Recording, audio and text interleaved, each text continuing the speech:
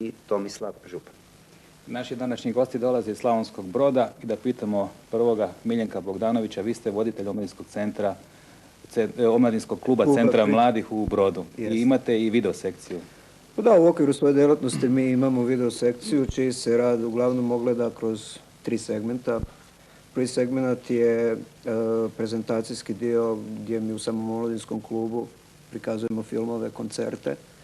Drugi dio je edukativni gdje surađujemo sa srednjoškolskim centrima i nabavljamo kazete koje pokazujete i u nastavne svrhe. U nastavne svrhe, a treći dio je sam video art gdje imamo vanjske suradnike koji osmisle neki program. Vanjski suradnik je Vesna Srnić, ona je autor. Ne radi se baš o video artu, radi se o nekim pionirskim pokušajima u oblasti videa. Mi smo se evo danas zapravo htjeli predstaviti malim zapravo kolažom. Možda da pogledamo taj materijal u isto vrijeme. Može. Snimatelj je bio Tomislav Župan, da nam odmah kaže kojom tehnikom ste radili. Pa pošto omladinski klub nema svoju, da tako kažem, opremu, ja kao vanjski suradnik sam nosio svoju opremu, to je bila oprema Panasonic, kamera je bila Panasonic tipa A1, a skop je bio tip NV108. Evo vidimo već panoramu Broda. Pa zapravo o čemu se radilo, mi smo tako marginalnim temama, konkretno ovdje obišli smo neke brodske kafe barove i napravili smo ankete, intervjue na temu kultura druženja u kafe barovima i kultura opremanja ambijenta. Tako u tom smislu je bio taj projekt. Kažem, to je jedan pionirski pokušaj. To vam je jedan od prvih radova. Tako je, to je jedan od prvih, tako u tom smislu. Recite Tomislave, vi ste ovdje zalazili ove prostore, pa je bilo problem malo i rasvjete, tonske postave i tako. Pa čujte da vam kažem, mislim, to je sve bilo na amaterskoj bazi, eto, 2 godine se bavim tim, da tako kažem, amaterskim radom, kamerom, snimam i tako. Ipak nemam toliko iskustva u tome i tako. Volio bi da naučim dosta toga, jel? Pa ja se nadam s vremenom. Kao što se vidi, mi smo se igrali televizije. Mi smo to dosta televizično napravili. Ne radi se o nekakvom artu. Iako klub podržava zaista i takve oblike izražavanja, video art, tako da smo često pozivali goste čak i iz inozemstva. Pa tako u 5. mjesecu planiramo raditi Brod 88, jednu manifestaciju videa, ambijenata, instalacija i tako u tom smislu. Sad recite konkretno, ovo je vaš rad? Ovo je jedno šetalište u Slavonskom Brodu, pored rijeke Save. Tu imamo jedan restoran, lijepi i krasni, tako kažem. Tu ste malo izašli u prirodu, znači iz kafića ste se malo izvukli na teren. Malo smo izašli, da. U prirodu to je bila nedjelja, prije podne. Uglavnom tako prije podne, nedeljom, se to kažu Slavonci, šetaju. Hvala lijepo našim gostima. Ja bih im se zahvalio na sudjelovanju u emisiji i zaželio još mnogo uspjeha u radu. Poštovani gledalci, bilo je to otprilike sve što smo pripremili za danas. Emisija Dobar dan sutra ide iz ovog studija, a u četvrtak se selimo u studio televizije Zagreb u Splitu. I na kraju rastajemo se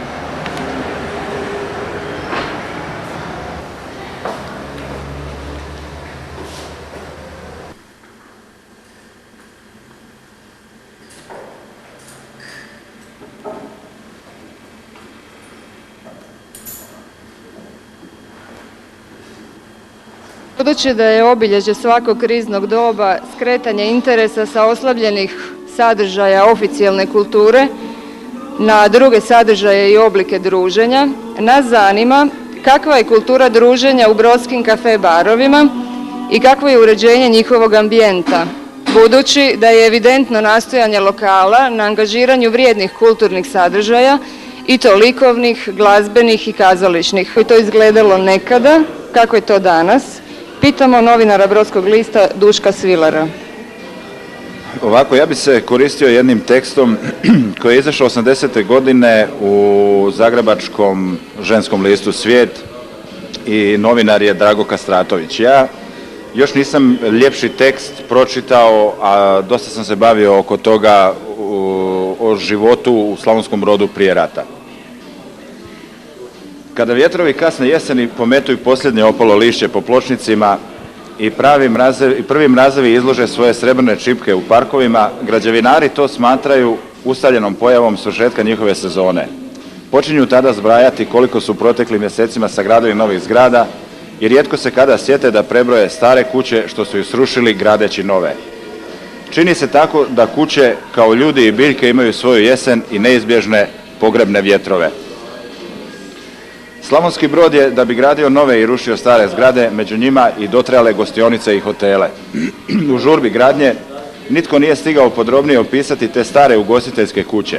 Šteta je, one su davno zapljuskivane pravim bujicama svakakih tajni, ambicija, želja i svojim podacima mogle su rasvijetliti mnoge nekadašnje prilike i odnose, pa i objasniti zašto je upravo u Slavonskom Brodu više od 2 stoljeća cvjetao zabavni kavanski život. Slavonski Brod u njegove čuvene kavane i hotele dolazio je svijet sa svih strana, a gostioničari i hotelijeri grada, što se tada ogledavao u zrcalu kristalne čiste Save, marljivo su nastojali svakome ugoditi i kronike kažu da im je i sam početak bio vrlo sjajan. Najstarije brodsko svratište, Žuta kuća, pročulo se po čitavom carstvu još 1796. godine. Tada se naime dogodilo da je prva okrunjena glava monarhije bila gost toga svratišta. Sve se to vrlo brzo mijenjalo, pa i pojmovi male i velike pronevjere. Odjednom se sve počelo mijenjati i drugačijim mjerilima mjeriti.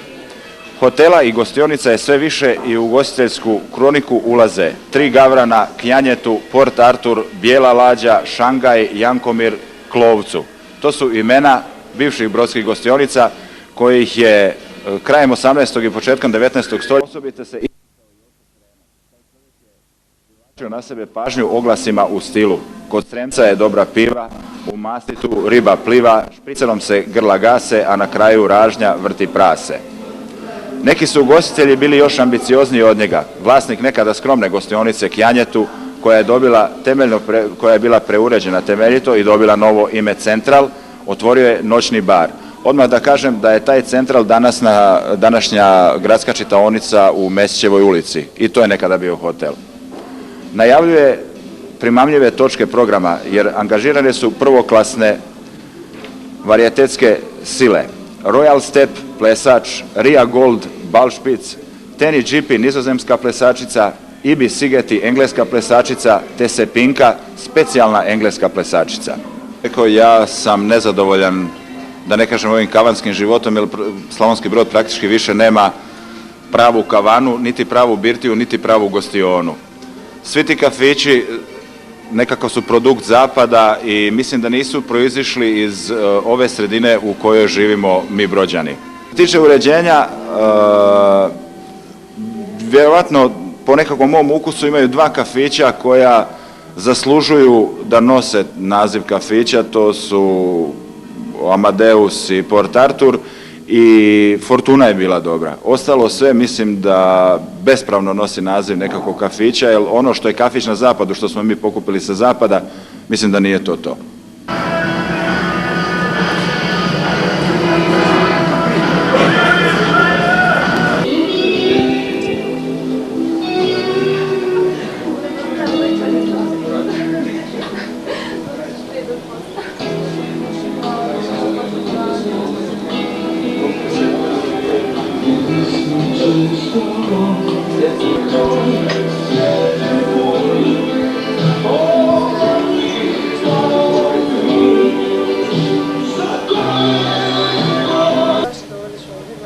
dolazimo ovdje?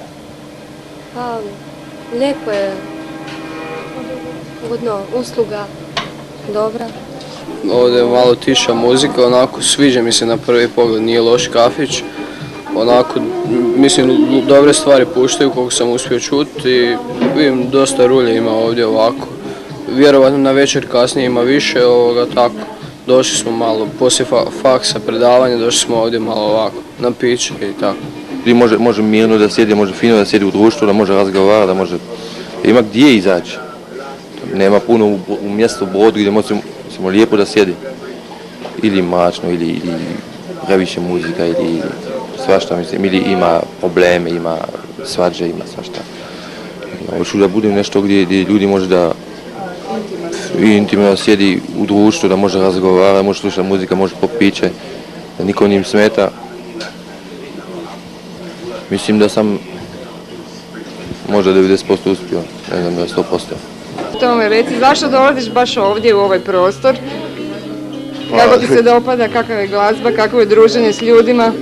Pa dobro je druženje, uglavnom dobro je, a što mi je ponuđeno, to i koristim. Što ti je ponuđeno? Da, pa jednostavno nema ništa drugo, nešto što bi bilo možda bolje. A tako, što bi ti želio bolje? Pa, na primjer, bili su obećani sadržaj poput sportskih terena koji će se izgraditi i bili su u planu od 80-85, ali to ništa nije ispunjeno, izvršeno. I zato ti dođeš Pa normalno. Svoje društvo, jel? Pa da, uglavnom.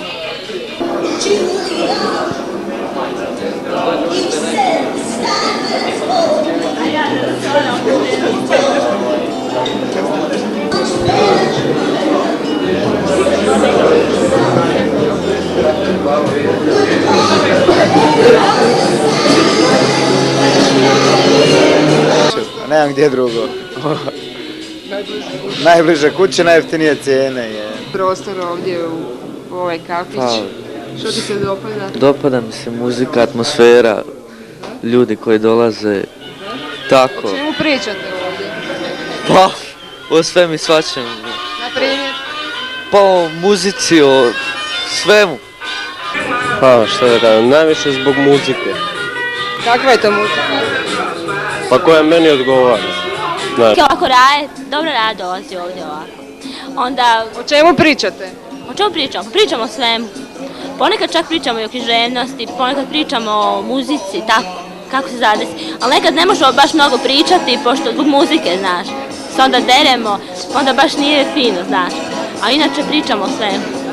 Pa mislim, super je ovdje, zbog muzike najviše. Mislim da su kavane bolje zbog toga što je još uvijek moguća komunikacija, meni osobno to treba i nedostaje zapravo, a mislim da ne bi bilo loše da svi imamo više toga. Zapravo ja sam uvijek u šali tvrdio, ne sad kafići, nego ovi disko klubovi nekadašnji, koji isto tako nisam volio, da su izmišljeni zbog toga da niko nikoga ne čuje, da niko nikoga ne vidi i zapravo da se ne dogodi ništa. Isprazna zabava je u stvari. Ja ne sudjelujem aktivno u toj zabavi osim što plešem. A to mogu raditi i na bilo kom drugom mjestu. Javna mjesta moraju biti, zapravo su uvijek u povijesti bila takva da su zapravo bila radi tog okupljanja, radi nekakve mogućnosti razgovora, izmjene mišljenja, a to se sve u diskačima izgubilo. Mislim da uređenje tih prostora treba dati ljudima koji su za to kompetentni. Bilo je nekih pokušaja da se koketira sa slikarima ili sa nekakvim ljudima koji čisto se bave nekakvim ovakvim profesijama koje imaju neke veze sa estetskim, ali ja mislim da to treba dati arhitekti, jer crtež, platno, slika, dvije dimenzije su nešto sasvim drugo, a prostor, 3 dimenzije nešto sasvim treće.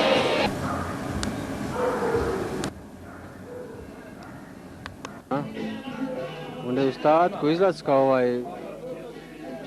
neke druge stvari. Inače ovdje zalazim i 10-15 godina i ovdje mi neko ruku najviše paše. Taj papagaj ne dolazim često i ovo je slučajno.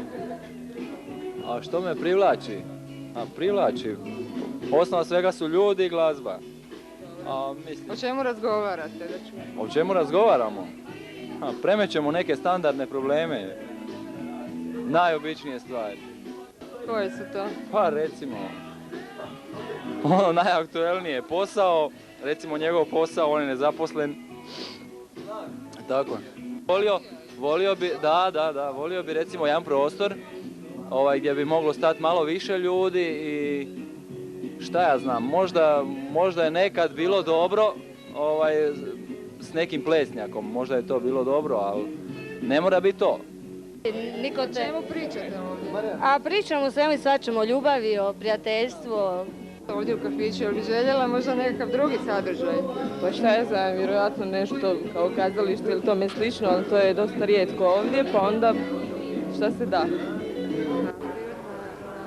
Na brzini, na dinamici.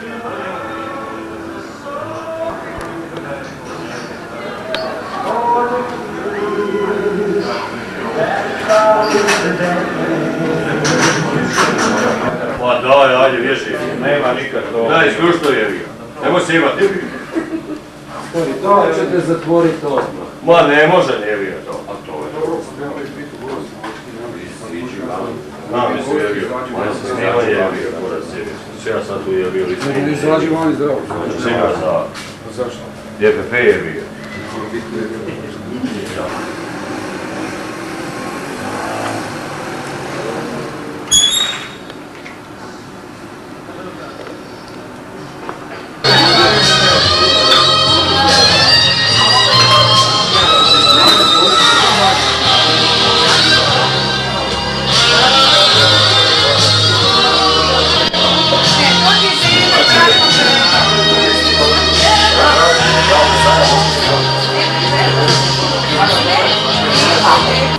Evo, neko će reći zašto ste došli baš ovdje u Fortunu. Što mislite o ambijentu? Što nemamo gdje. Najviše zato što nemamo gdje. Za vaš stol, samo malo. Evo, krenut ćemo od gazde, pitat ćemo gazdu. Ne? Pitamo goste onda isto. Evo, dobro. Zašto dolazite? Jer ste redovni ovdje gosti? Stalni gosti.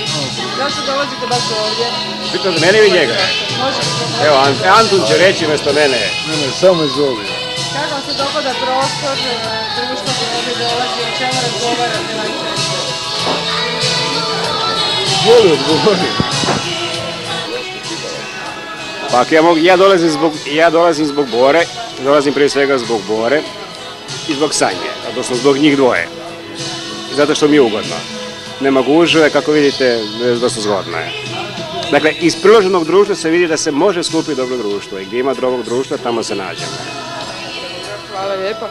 Zašto vi dolazite iz istih razloga ili imate možda nekakav razlog zbog čega baš ovdje? Pa imam razlog zbog čega baš ovdje dolazim, jer ovdje je izuzetno ugodno društvo i ugodan ambijent. Ja se volim družiti sa mojim kolegama. O čemu najčešće razgovarate? O svakodnevnim problemima.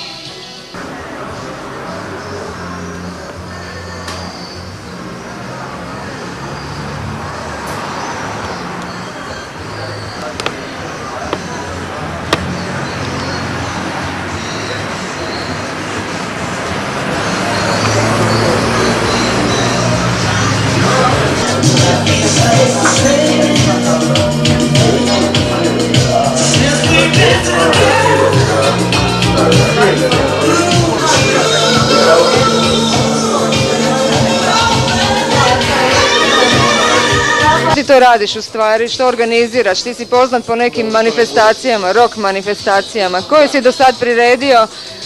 To je bilo na Poloju, je li tako, na našem kupalištu gradskom. Što si do sad priredio, koje koncerte i što planiraš još? Pa priredio sam 4 koncerta za mlade, to je Zabranjeno pušenje bilo, Električni orgazam, Zana i bio Alen Islamović Bijelog dugmeta koji je sam održao koncert, pošto Bijelo dugme tada nije bilo skupa i tako. I onda malo je tu vrijeme dalo svoje, tako da nismo nastavili. A i nešto drugo, imao sam osjećaj da se mladi to nisu toliko da, više interesirali. Zašto dolazim u Adidas? Pa uglavnom zbog dobre muzike, zbog domaćeg ugođaja. Uglavnom i zbog društva, uvijek se isti ljudi mogu sresti, dragi ljudi i tako. A uglavnom bih rekao zbog muzike koja je vrlo aktualna, to su domaći hitovi, nije napadno, ugodna atmosfera, ima TV. Nekada je tu bio video, isto se dalo pogledati dobrih stvari, vrlo aktualno, sadržaji su uglavnom dobri i društvo koje dolazi nije problematično, nego je to jedna domaća atmosfera, sasvim ugodna. Što si došao evo baš u ovaj prostor, da li slučajno? Sasvim slučajno. Zašto inače izlaziš u kafiće? Pa bolja mjesta ne znam u gradu, jednostavno ne postoji. Osim u privatnoj režiji možda, ali... Što bi ti želio kao bolje mjesto? Pa mnogo više svjetla i veće prostore. Ne znam šta bi radio sam, nije to život za nas. Mi smo previše mladi, propadamo ovdje. Da. Što predlažeš? Ja nemam prijedloga, jebi ga. Drugi razmišljaju o tom, ne ja.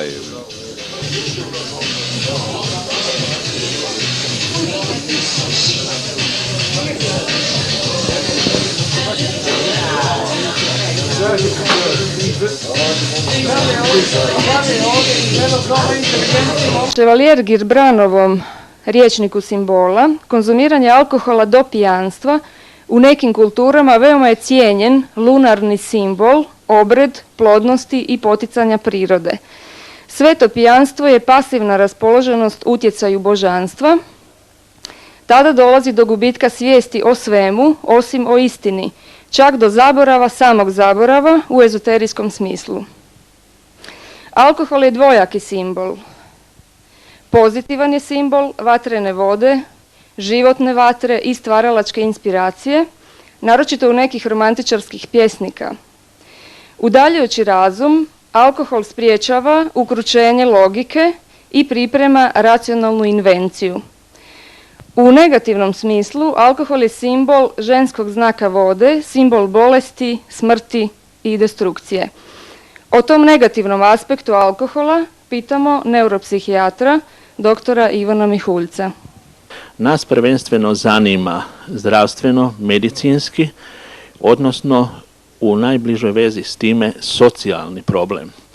Nadalje, u tim pogledima, u tim aspektima, to jest psihičkom, zatim neurološkom, mišićnom, odnosno pokretačkom i isto tako sistemu hranjenja, odnosno gastrointestinalnom, jasna stvar da se ovdje radi i o smanjenju radne sposobnosti, a budući da se to radi o individuama koje perzistiraju, odnosno žive u najproduktivnijoj životnoj dobi sa svih aspekata, tu vidimo, odnosno ne moramo puno misliti koliki je to odraz na društvo. Pa mi i čovjeka alkoholičara, odnosno konzumenta prevelikih nekontroliranih količina alkoholnih pića i promatramo sa svih istih aspekata, društvenih, odnosno familijarnih, njega kao ličnost i radne sredine.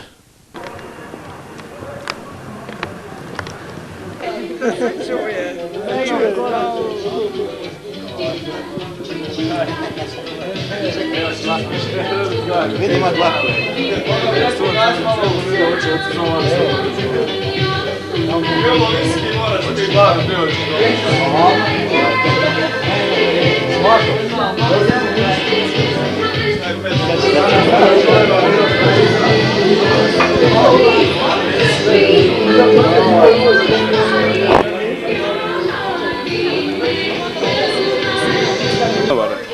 Tako, a ti? Ja isto tako. Često dođemo ovdje, fino je, ugodno. Pa recimo ugodno se osjećam i fino je. Čisto slučajno. Kako ti se dopada? Pa nije loš. Molim. Pa tako, nekim svakodnevnim stvarima. Pa nemamo gdje drugdje izaći pa dođemo ovdje, pogotovo kad je hladno vrijeme. Sadržaj, pa dobro, vjerovatno zato što je hladno vrijeme ne može ništa drugo da bude. Ljetos je bilo nekih dobrih stvari, ovaj omladinski centar i tako to, muzika, a sad je došla zima, hladno je, I kud drugdje nego u kafić. Pa nisam baš zadovoljan sa kafićem, više bih volio nekih kulturnih predstava da ima više. Na primjer, šteta je što su ukinuti ovi susreti kazališta. Ovdje kod nas u Brodu što su prije bili, a to je velika šteta, na primjer. Zar se ne bi mogla pronaći financijska sredstva da se to dalje održava? Mislim da je jedan od najboljih lokala u Slavonskom Brodu i stvarno da gazda drži do gostiju, što je danas vrlo teško naći u lokalima. Dođeš dosta ovdje i fini gosti dolaze, omladina. Da. Pa o svim temama ništa posebno, ali uglavnom da opuštanje, jedna tema za opuštanje, uglavnom se nađe tema za opuštanje, jedna tema za... Vjerojatno je od tvoje profesije, čime se baviš? Pa da bavim se boksom.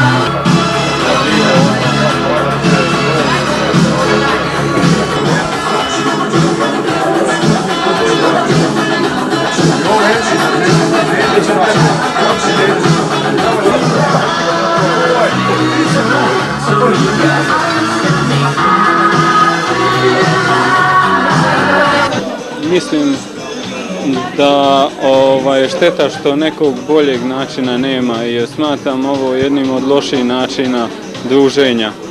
Prvo, ove sredine nisu baš pogodne za to da se mladi što više bliže upoznaju i zabave, iz više razloga.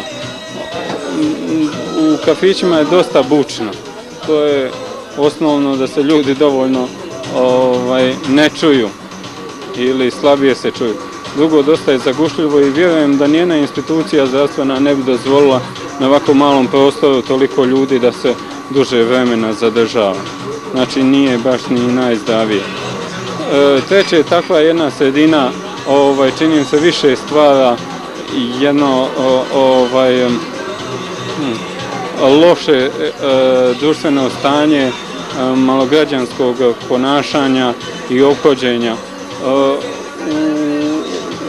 Licemjeran odnos koji je već kod nas u društvu dosta zavladao, ovdje dosta dolazi do izražaja baš zbog toga što nema dovoljno prisnog kontakta, pa mladi obično idu na te efekte da jedni druge cijene po vanjskom izgledu, po nekim spoljnim izražajnim osobinama, što sigurno nije prava priroda pojedinaca i njih sami. Mislim da bi trebalo naći neki bolji način okupljanja. Ja nema neko sad konkretno rješenje, ali sigurno omladinske organizacije tu treba da daju presudnu riječ. Znači tu sam često, meni je ovdje jako lijepo, ugodno, sviđa mi se. Pa o modi, o sportu, ovisi koga što interesira.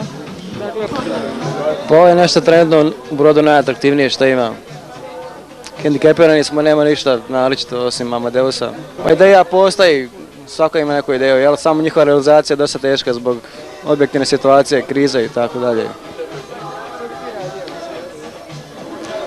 Pa subota, eventualno neki atraktivni izlazak, kazalište, neka kulturne priredbe u tom stilu.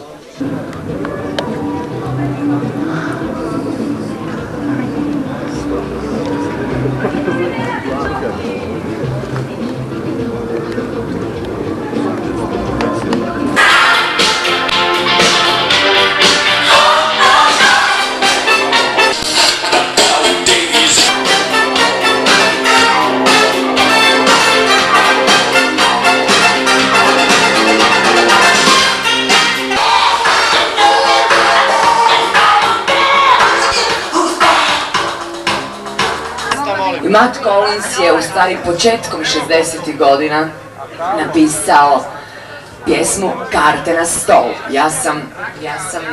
Ja sam snimila to na jednom od svojih. Zvučnici sad ne prsnu i ne rasprsnu se.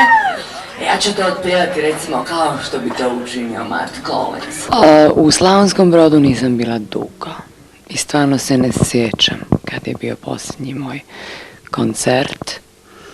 Večeras je bilo ludo, bilo je interesantno na masu načina i u masu varijanti. Uglavnom ja sam izvela nešto sa novijeg albuma Boginja, novi program i to me je vrlo ugodno iznenadilo jer sam primijetila recimo neke pjesme kao što su Boginja, zatim Danas sam luda, gotovo su već hitovi, instant hitovi, da ne govorimo Kraljici divljine i Gdje Dunav ljubi nebo, to su ipak recimo pjesme koje su čak godinu dana stare. Bilo je vrlo interesantno, bilo je vrlo lijepo, mislim publika je vrlo pristojna, fina atmosfera je stvarno jedna vrlo intimna i prijatna. To je mali klub u kojem se znači možemo svi osjećati kao jedna familija. I ja mislim da je to na neki način večeras i bilo tako, čak ste vidjeli ona djevojka koja je pjevala sa mnom i koja je krasno otpjevala bez imalo, ne znam, straha, srama i tako dalje. Zaista mislim atmosfera je vrlo pohvalna. Ja se mislim mogu izraziti vrlo pohvalno sve. Hvala Josipa.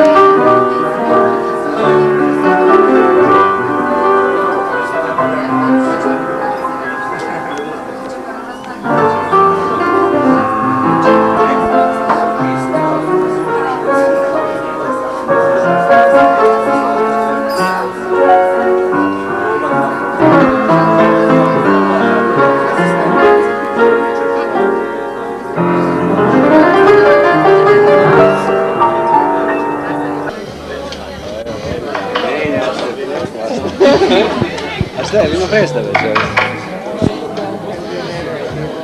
Pa evo, ne znam, došli smo Gordonu, ovo su gosti iz Sinja, košarkaši, pa sam ih dovela ovdje. Ovdje je dosta ugodno, atmosfera je lijepa, mirna, tišina je, lijepa je muzika. Pa evo ništa, u Sinjovom košarkaškom susretu Akar, Sinj koji je sutra, eto tako. Pa mogu vam reći da su dosta gostoljubivi Slavonci. Jesu, stvarno. Pa krasno. Iz Makarske. Iz Makarske, ajde reci kako ti se dopada ovdje, tvoj prvi utisak. Pa lijepo je, dosta lijepo. Dobro je, lijepo je. O čemu pričate kad dođete na ovako mjesto? Kao i na ulici uvijek, bilo čemu. Pričali kad smo vas sad zatim. Bili smo u kazalištu pa smo još uvijek dojmove raspravljali. Kako vam se svidjela predstava? Bila je dobra, ja. Koja je to bila predstava? Kamernog teatra iz Sarajeva, Tuđe hoćemo, svoje ne damo.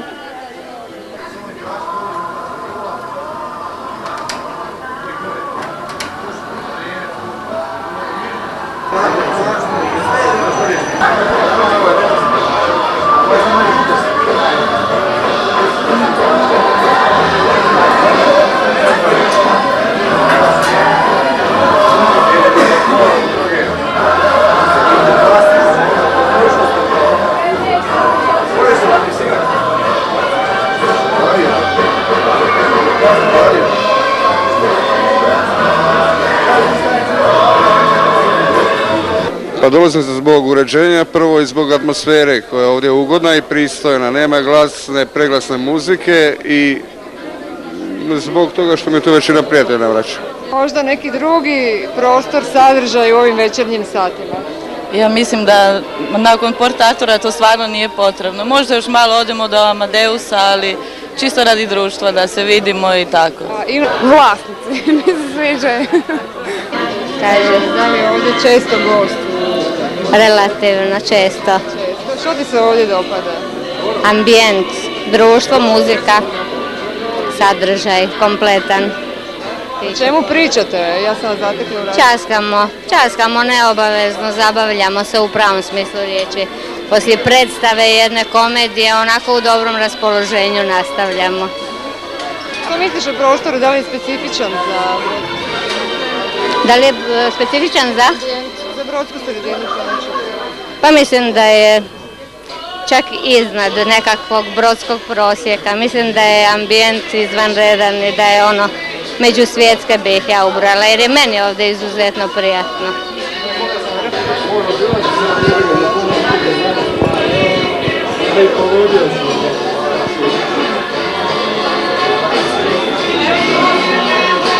U svakom slučaju specifičan, zato što je i, ne znam, održavaju se i koncerti i galerije, pokušava biti galerija i tako.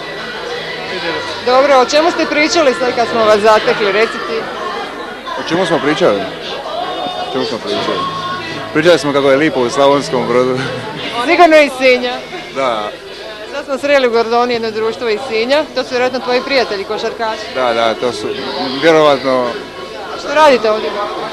Igramo utakmicu sutra, prvenstveno košarkašu. Kako ti se dopada ovdje? Pa mrak je, tako da mi sve izgleda lipo. Nisam vidio nikakvih nedostataka. Pa lokal je koncipiran kao galerija. Trenutno je postava nekolicine autora gdje dominiraju mlađi slikari sa Zlatanom Vrkljanom na čelu, a tu je politika Nives Kavurić i Kurtović. Pokušavamo dati novu dimenziju lokalu.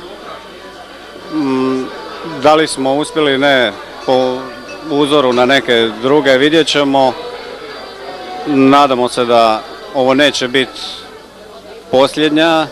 U pripremi je samostalna izložba Zlatana Vrkljana krajem godine, a nadamo se da ćemo naići na odaziv i ostalih autora da bi se produžilo kontinuitet lokala kao galerije.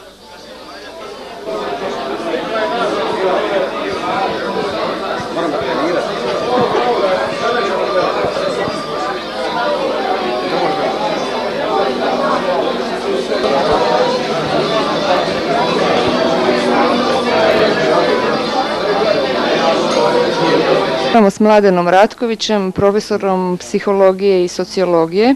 U kafiće i tu provodi jedan dio svog slobodnog vremena, tako i ja, i vjerojatno i razmišljaju o tome.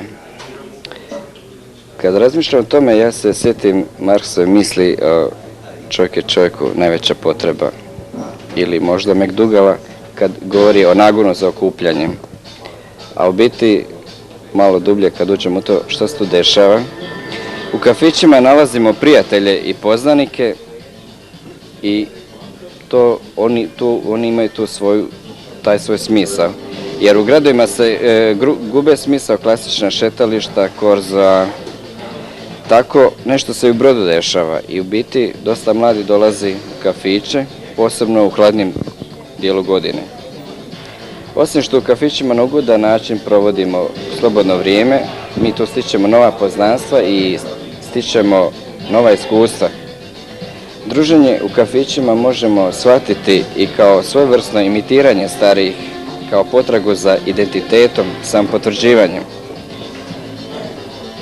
Možemo primijetiti kod nekih da gube pravu mjeru u takvom druženju i tada se kaže on visi tu i tu ga uvijek možeš naći. To je valjda dio njihovog imidža. Što je loše u svem tome, što mnogi očekuju da kažem, u biti u kafićima dolazi do ponekad prekomjernog uživanja alkohola i drugih negativnosti i tu je problem. Kako ga ja shvaćam? Jednostavno, veliki dio mladih su prva generacija koja živi u gradu i jednostavno ne zna koristiti njegove prednosti i koje se sastoje u sportskim objektima, koncertnim dvoranama, kazališnim, iako s tim baš Brod ne obiluje.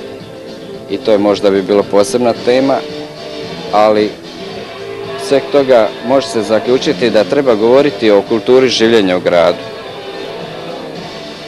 Još bih rekao da Brod ima dosta velik broj vrlo lijepih kafića i drugih ugostiteljskih objekata koje mladi posjećuju također i da ima vrlo lijepih primjera unošenja kulturnog zbivanja u njih.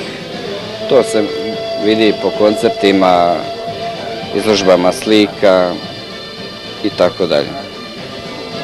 Mislim da bi se tu trebalo više učiniti, da kulturu treba približiti mladima. Gdje su mladi? Eto, ja bih to rekao. Ne slikam uopće, da.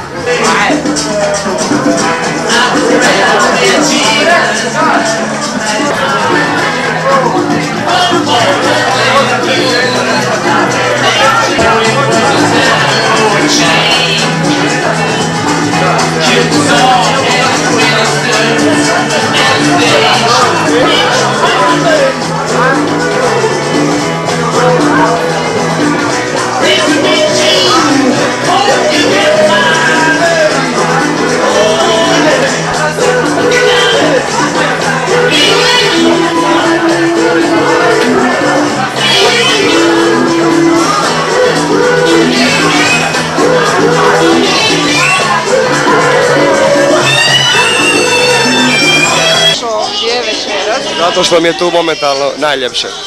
Što je to najljepše? Pa najbolje se osjećam u krugu sam svojih prijatelja i prijateljica i tako. Čemu ste pričali sad prije nego što smo došli? Pa ovako o provodu i tako, o normalnim mladenačkim stvarima i šta ja znam. Hvala. Dobro večer, zašto ste vi baš ovdje večeras? Pa, ja sam ovdje prvo večer, čula sam da je ovdje lijepo, pa sam došla vidjeti. Na ti želje? Je. Kako ti se svidjelo? Jako mi je lijepo, ugodno je. Mislim da ću i dalje dolaziti ovdje. Hvala. A zašto ste vas dvoje ovdje večeras? Vratili smo se sa bračnog putovanja pa smo se vratili na staro mjesto. Čestitam i kako vam se sviđa ovdje? Samo malo da je muzika tiša. A inače, kao i obično dobro, jel? Prostor i društvo? Najbolje u gradu. Da li poželiš raditi večerom nešto drugo u ovim večernjim satima? Pa za sad ne. A u kulturi nešto? Pa ima vremena. Ja osjećam da će se u Portunu napraviti svašta. Mislim u kulturi, ne u Portunu. Pa to, Portun i kultura. Na jednom mjestu sve. Baš sam mislio na to. Hvala. Reci, zašto si baš ovdje večeras? Što te to primuklo u ovaj prostor? Ne znam ni samo, zato što uvijek ovdje dolazim. I kako ti se sviđa ovdje? Ambijent i druženje? Nije loše. O čemu ste razgovarali prije nego što smo vas prekinuli? Svemu pomalo. Primjer? To, svemu, gdje smo bili prije toga i tako. Ili vam nedostaju neki drugi sadržaj u večernjim satima, u smislu kulture? Pa eto, večeras nije bilo tako loše, ali inače bude loše. Ja. Što nije bilo loše? To eto, bili smo malo u kazalištu za promjenu i konačno i eto. I to smo poslije toga došli na pečenice i tako. A? Da, ja u supu inače radim, da. A kako vam se sviđa večeras ovdje? Večeras je fantastično, koji uvijek, koji vaš šešir. Drago mi je da vam se sviđa. Što još možete reći o ovoj temi druženja u vašem lokalu? Fantastično se družimo, društvo je šaroliko. Hvala.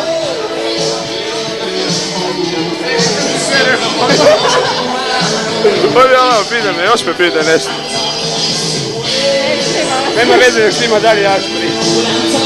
Reći o druženju, govori u kameru. O druženju?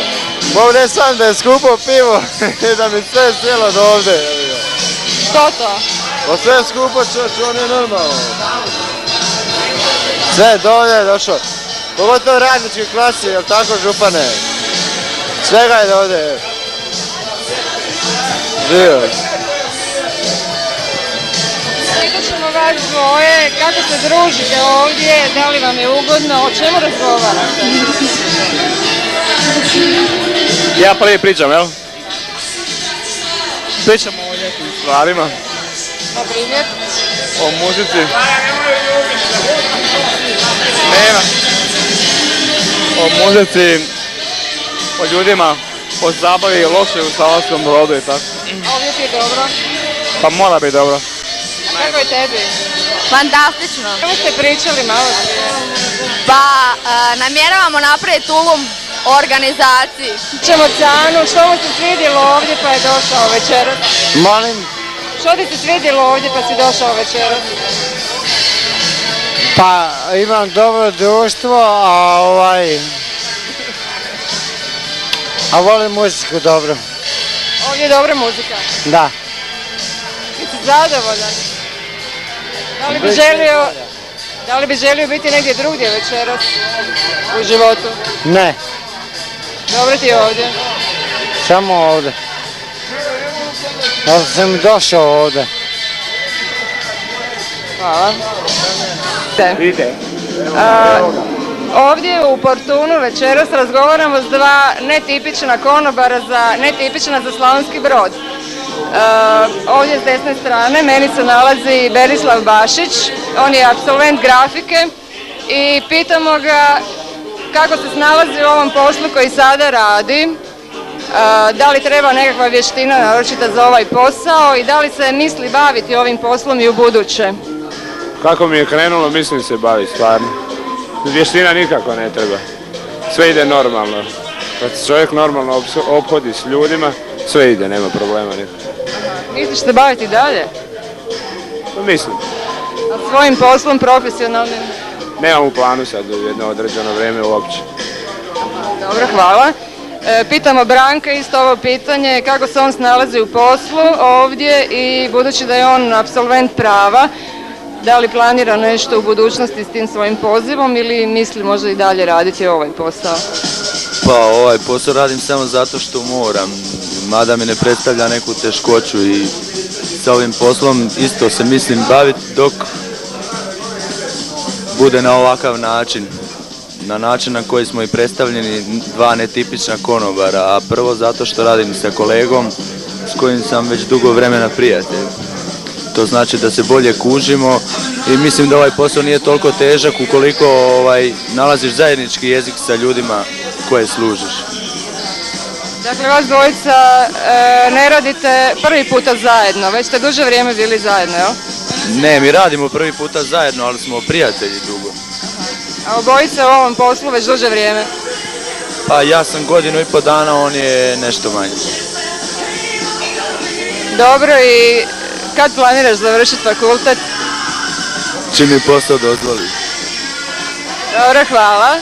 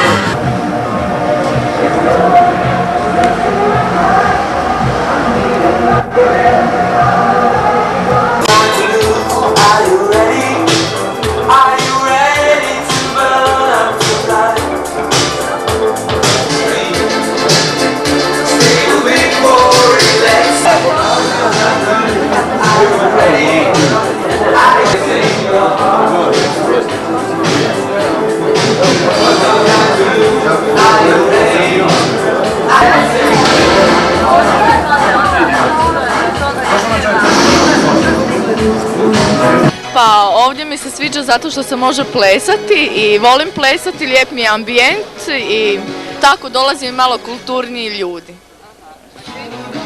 Pa isti tako. Dolazim iz tog razloga što nekako mi je ovdje najljepše. Što to?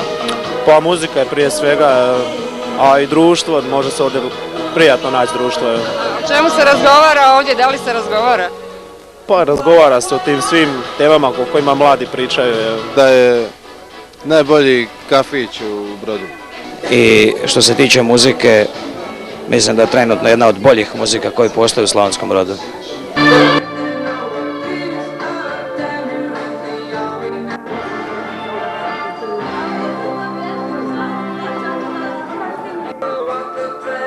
Razgovaramo sa Sinišom Tomićem, arhitektom i grafičkim dizajnerom i pitamo ga upravo o ovoj temi uređenja prostora. Što misli o interijerima brodskih kafe barova? Pa da bi uopće razgovarali o interijerima, trebali bi prvo malo popričati o preduvjetima koji su u biti oni koji odlučuju o dobrom ili lošem interijeru.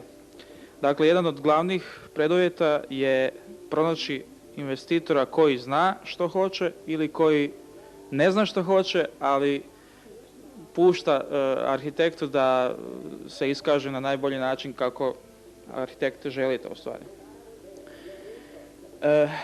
Drugi preduvjet, vrlo bitan je, koji recimo u Brodu baš je teško postići, a to je da pronađemo dobre zanatlije, dobre obrtnike koji će pratiti vaše zamisli, znači koji će u potpunosti moći izraziti u materijalu, bilo željezu, bilo ne znam, nekim plemenitim kovinama ili drvetu, tu ideju. I u Brodu ima nekoliko stolara koji zaista rade na jednom visokom nivou. To možemo i vidjeti na primjeru kafea Amadeus, gdje su baš u potpunosti brodski majstori radili cijeli interijer i vrlo je uspio u smislu tom oblikovnom. Nadalje, jedan od glavnih faktora koji su bitni za dobar interijer je svakako arhitekt koji ima mogućnosti uživljavanja, imaginacije, dakle zamišljanja jednog prostora i koji se može prilagoditi svakom prostoru zadanom koji se postavi kao zadatak. Tu je kod arhitekata je bitno da nađemo čovjeka ili da se pronađe čovjek koji prati trendove, jer interijer u biti je posao arhitekta koji je vrlo podložen trendovima. Znači, vrlo se brzo mijenjaju trendovi, svaki 4-5 godina je.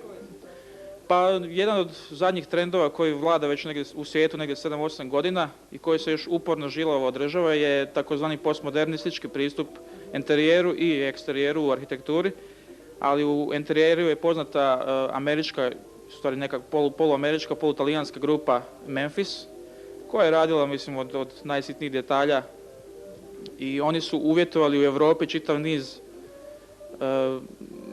rješenja modernih i kod nas u posljednje vrijeme baš u Zagrebu se mogu pronaći svježi primjeri, prilično uspjeli.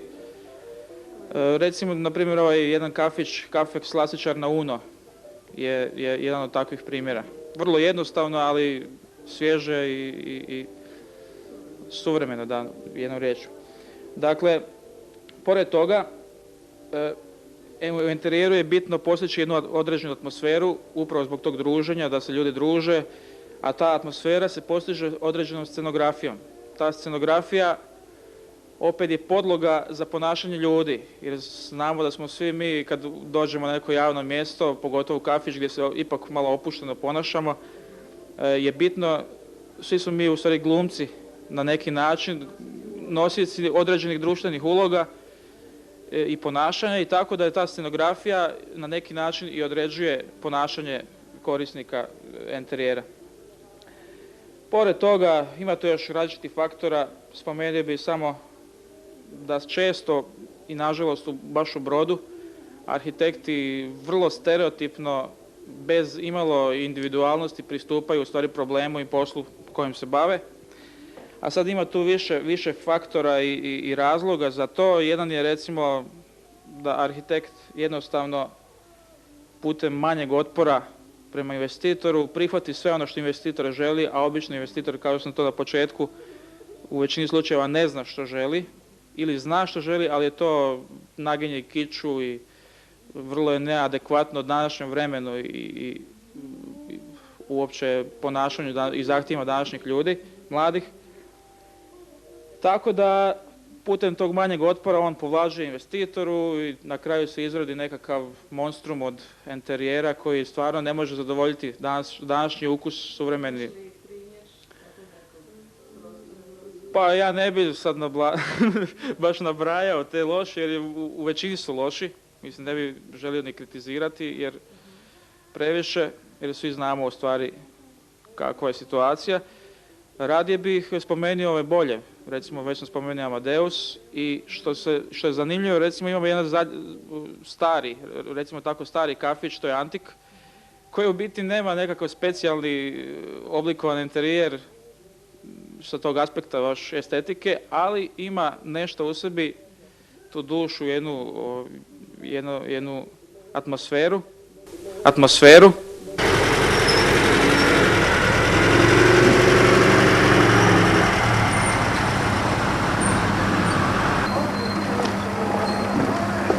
Da onda ne reče ona kulturu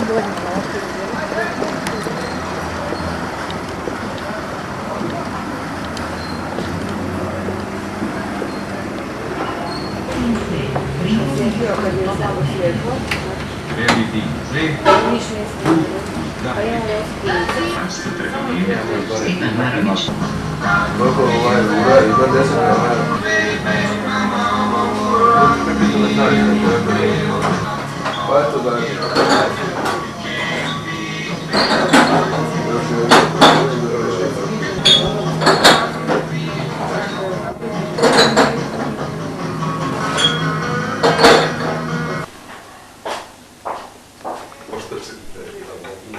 Sinoć je ostalo, ja sam to sad prvi mislim da ćeš doći.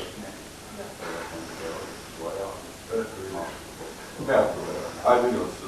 Bravo.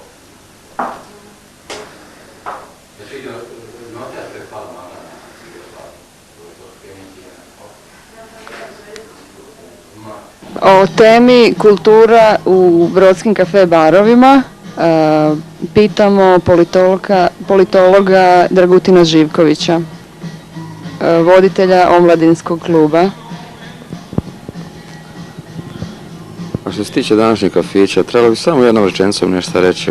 Nekadašnje kavane su bile mjesta gdje se formiralo javno mnijenje. Drugim riječima, pretpostavilo se da se tu nešto priča, dogovara i oponira. Sadašnji kafići ne pružaju te neke određene mogućnosti. Gledajući malo ovako drugačije, trebalo je početi recimo od strukture vlasnika. Sam profil vlasnika, njihove nekadašnje prošlosti i današnje sadašnjosti govori da i ne može se tu očekivati nešto previše. S druge strane, i društveni sektor koji posjeduje te neke određene kafiće, ama baš nikako se nije potrudio, a vjerojatno nedostaje određena mašta, a u određenim sistemskim strukturama ne postoji ni neka određena politika koja bi i obuhvaćala i taj dio, prostorni dio u kome se veliki broj mladih skuplja. Jedan omladinski klub je premalo da bi okupio mlade ljude i osim toga i sam je podrumski prostor koji ne pruža, nazovimo, zdrave uvjete okupljanja. Što se tiče samih sadržaja, pokušavaju mnogi kafići u Slavonskom Brodu da ponude neke sadržaje koji su van ugostiteljskih usluga, ali nažalost po mom mišljenju su još uvijek surogat. Jednostavno što to ne može da odgovara ni prostorno, ni sadržajno, jer ako neko fingira stvar u stvari da bi napravio jednu određenu komercijalizaciju prostora, onda to normalno da i svi ti sadržaji koji budu ponuđeni u njemu imaju taj surogatski karakter. Zato mišljenja sam da je normalno, ako želimo, ja prvenstveno mislim na mlade, ali tu ne znači da ne treba obuhvatiti sve ostale strukture ljudi, svu populaciju, moraju se formirati neki određeni novi prostori. Jedan od rijetkih takvih prostora u kome ipak nešto se dešava, mada i to još nije dorečeno ni dovršeno, jeste ovaj Antik u kome sad jesmo. On bar ima tu prednost što omogućava ljudima da pričaju, razgovaraju, pa na jedan direktni način i kreiraju određenu kulturnu politiku u Slavonskom Brodu. Prema tome trebalo bi što više tih antika, što više tih, nazovimo, kavana, ali da nisu surogatskog karaktera, nego da je stvarno sadržane mogućnosti tog prostora omogućavaju da se tu razgovara i da se tu na neki način priprema stvaranje, odnosno pripremaju određeni sadržaji, odnosno komentiraju nešto što je već postalo u, u spomen domu, u omletskom klubu ili ne bilo gdje drugdje, bilo koje drugoj kulturnoj instituciji ili nekom drugom prostoru gdje se odvijaju neki određeni kulturni sadržaj. Tako da i ove društveno-političke strukture morale daleko više računa povesti o kontroli tog prostora. Ne po onom sistemu da su popovi kapitalisti krivi za sve, nego jednostavno da bi trebalo ponuditi nešto novo, a to ne da imamo taj sistem, mi znamo da to ne valja, da to nećemo, ali još uvijek ne znamo šta hoćemo. Dosta. Da bi najkraći odgovor bio taj da sam gost ovog lokala od njegovog otvaranja, to je skoro 12 godina. Znači da mi se tu mnogo stvari sviđa, jer inače ne bih bio tako dugo gost ovog lokala. Sviđa mi se i osoblje dobro, gosti su solidni, tu nema opasnosti da će se neko napiti, da će čaša biti bačena na tvoj stol ili da će te neko metati u ugodnom razgovoru sa svojim društvom. Onda ima tu i dosta mladih s kojima se ja družim i razumijem, normalno i starijih. Tako da sve skupa i ovo što sam uvodno rekao, 12 godina sam gost ovog lokala i ne znam, možda bih to morao duže govoriti, koje sve stvari mi se još od ovih što sam naveo sviđaju. Dobro, recite nam još kakvo je bilo druženje u tim kavanama, u lokalima u vaše vrijeme? Da li ste izlazili u kavane, kako je to izgledalo? Tu vam moram reći jednu stvar. Ja sam do 38. godine bio đak gimnazije u Slavonskom Brodu i mi nismo smjeli ići po gostionama, tako da ja znam malo taj život, ali sudjelovao nisam, jer nama je bilo strogo zabranjeno ići u gostionama. Mi smo, na primjer, ljeti smjeli biti na Korzu do 8 sati na večer, zimi do 7 sati na večer. U kino smo išli samo ako je na oglasnoj ploči u gimnaziji, crnoj ploči, stajalo da je film taj dozvoljen za đake gimnazije ili ne ići ako nije dozvoljen. Tako da je nama druženje po lokalima bilo jako zabranjeno. Mogao bih, ne kažem, samo možda se previše, što sam primijetio, jer sam te prepuštaju previše alkoholu, a to možda nije najbolje. A što se vesele i što plešu i to neka. To i treba tako da bude. Samo vidim često puta mnogo njih pijanih. Nadalje ja stanujem na Korzu, onda noću kad se obično zatvaraju ti lokali, čujem te galame, pijane izgrede i tako dalje. Hvala, čeka šefu.